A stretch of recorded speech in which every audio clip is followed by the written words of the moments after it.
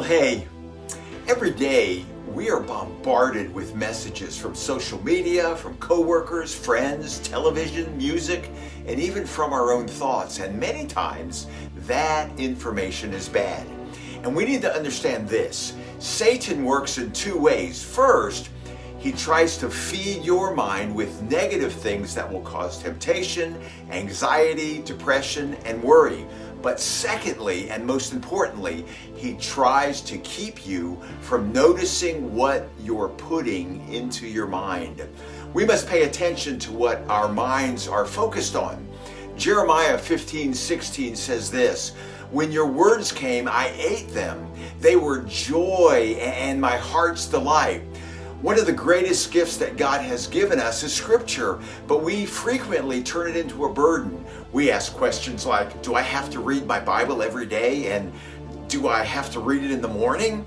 But those are the wrong questions. We need to ask, what can I feed my mind on today that will make me flourish?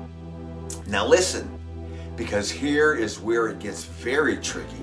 I read an article at the beginning of the week stating that Facebook now wants to shape your online life around algorithmically sorted preferences of millions of strangers around the globe.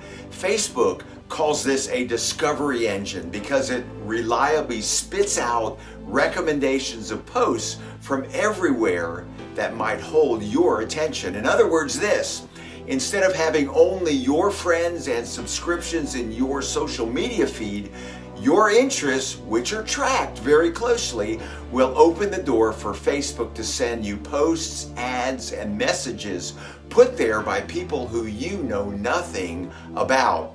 And the only way to get through this information from strangers is to scroll, so you're going to have to see it. Let me ask you this. Would you invite strangers into your home to talk to you and give presentations on any subject if you did not know those strangers and their moral and biblical character? Well, that's what we do with social media.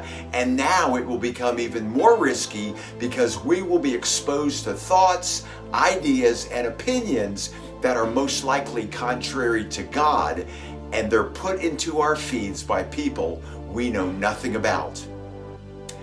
We must actively be rejecting anything that is contrary to God's principles, even the things that seem neutral or not pointing to the things of God. We must be purposeful to fill our minds with His Word, and we must do it consistently and daily. Think about it, would you? God bless you.